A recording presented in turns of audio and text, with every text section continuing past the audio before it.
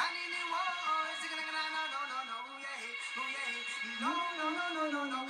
boys in a London, rude boys in a England, bad boys in a Jamaica, rude boys in a Kingston. Watch out, you never know the gangster, me say them in a jungle.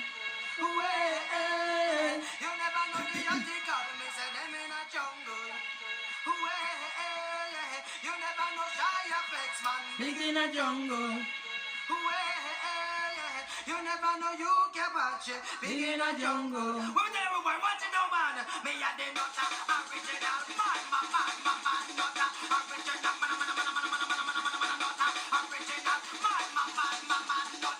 original. Before you think I'm losing it, I'm not. Hi guys, and welcome back to the Jacob Project. My name is Marilyn, and Jacob stands for joy and courage over breakdown. If you're new to the channel, the aim of the channel, the objective of the channel is to raise awareness regarding male suicide. Now, I had this discussion with my youngest daughter today, and we were talking about the reasons why young people would commit suicide. And the first thing that she said, which stuck in my brain, was because mental health is not talked about. Amongst the young people, mental health is not spoken about. It's not something that you talk about. Sorry, because I'm just getting over not being unwell. If it's not spoken about, that means that nobody is aware of what can happen. And that means that if you're in need of the services, then you're not getting the services. So if you have anxiety issues, you know, social anxiety issues because of COVID, well, I used to be a go-getter person. I used to be an outgoing person. And because of COVID now, boy, I don't even want to go shop without my mum. That's what a lot of young people are saying. COVID has a lot to play. It has a big part to play in why a lot of our children are now facing social anxiety issues. CAMHS is overrun now. CAMHS is Child and Adolescent Mental Health Services. Since COVID, they're overrun. They haven't got enough staff to cater for the demands. Children as young as 4 or 5 are showing signs of depression. Wow. Now, I need to talk about this subject. It's a very sensitive subject, but I need to talk about it. It's about black male suicide. Yes, there is a difference. There's a hospital in South London, which I'm not going to mention it because I'm not getting paid to mention it, so I won't mention it. There's a mental hospital in South London. And just through going on their website and doing some research and doing some digging around regarding BAME, which is Black, Asian, Minority Ethnics, being institutionalized, what happens to them? Why is the suicide rate amongst black men so high? That made me quite concerned. Well, as it transpires, what it states in the document on a website, well, they will come in and they're sectioned, and obviously they're given medication, and the body responds to the medication in this way. They hallucinate, they start hearing voices, and then we don't know, they just kill themselves. I think an investigation needs to be done. They didn't come in with depression. No. They came into the institution because they had mental health whilst they were in the community. So we're talking about young adults now. So what about the under 18s? That catchment area. If nobody talks about mental health amongst the youngsters, how are they supposed to find their feet? Or how are they supposed to stay afloat if nobody talks about mental health, especially in the black community?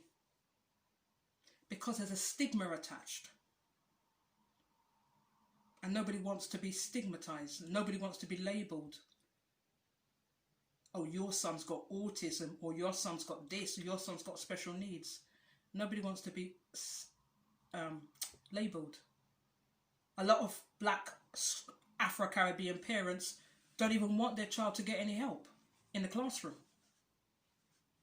Why? Because they don't want their child labelled. There's too much comparison. Oh, my son's gone off to Oxford. Oh, my son's gone off to Cambridge. Oh, my son's just doing this sixth form at blah, blah, blah college. We need to stop comparing each other's children, because it's not about what your child's doing. That's not a reflection on you. Your child could be doing well. In my case, my son is doing really, really well. Now, I'm a single parent, or was a single parent.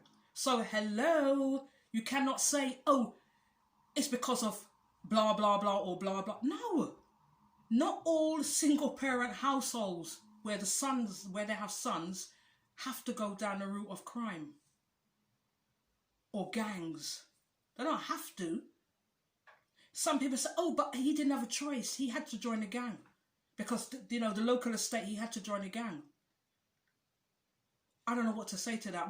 I can't honestly answer you as to why that was necessary. I know you can't pick up yourself and move your house because you want to keep your children away from certain people. I understand that. And it's not a case of, oh, he's got to be tougher. There could be 16 of them and it's your one son and he's got to walk past them every day. And he has to join a gang. He doesn't have a choice. But I don't want to get into that. But I do, but I don't. Because that young boy is now pressurized to join a gang that he doesn't want to join. And then he's made to feel stupid or ridiculed or like a baby or like he's got, you know, basically like he's wearing a dress. You know, they make him feel that bad. Oh, you're like a girl or blah, blah, blah. You know, this toxic masculinity. You don't have to be macho and a man to join a gang. It's a load of rubbish. Stay focused. Because there's so much I want to talk to you about. There's so much I want to share. But there's other videos that I will post after this one. Talking to your children is good. But I tell you what's better. Listening to them. Listening to them. I've had a situation, my own personal situation, where my daughter, one of my daughters, I'm not saying which one because I have two, was being bullied. And I had to take her out of one of the schools that she was in. I kept moving her from school to school because I had the opportunity to do so. But there are other parents who don't have the opportunity to do so. Even one of my nephews was being bullied in school and his mum had to move him. Had to.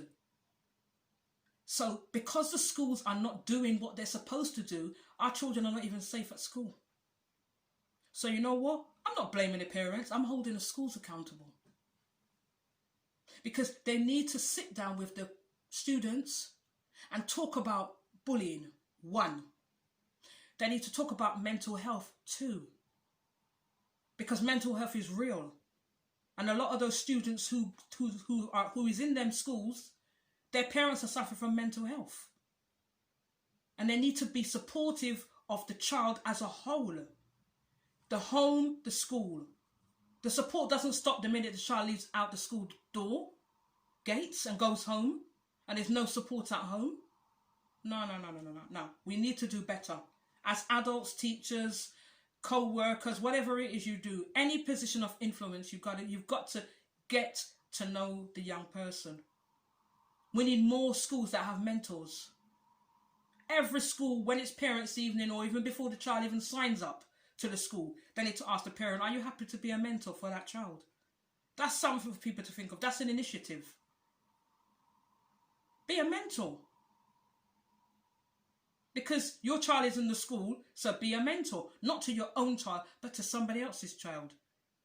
Because if you've got 1,000 children in that school, potentially you've got 1,000 mentors. Each one reach one. Guys, this video is short, but I just want it to be short and sweet. We all have a responsibility. Somebody's talking to you right now. My question is, are you listening? Some little person's talking to you right now. Even if they're not speaking to you, guess what? Body language speaks more than the verbal. What's their body language like? What's their attitude like towards most things? Let's stay woke. Let's stay woke. Let's do our research. Let's find out more about teenagers. They don't come with a manual of instructions. Talk to other parents who've got teenagers. Better still, read books. Better still, talk to your own child. Where do you aspire to be in 2 years from now? Let's do short, manageable goals. Do you like school? If you don't like school, why? You know, engage. Have that conversation. Is anything bothering you? I would like to know that I'm your mum, or I'm your dad, or I'm your uncle, I'm your auntie, I'm your sister. And if anything's bothering you, I'd like to know that you'd come to me. I'm not going to judge you. I'm not going to get angry. I just want to listen and really, really support you in your decision or your thought process. Guys, it's not too late. It's not too late. It's never too late. As long as there's today, there's hope. Each one reach one. Have a wonderful evening. Stay blessed. The description will be down below for CAMHS, for CAMHS, CHILDLINE, NSPCC,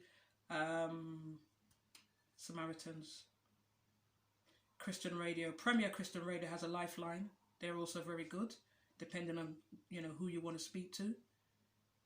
Talk it out. Speak it out. Shout it out. Let it out. Take care, guys. God bless you. Bye-bye.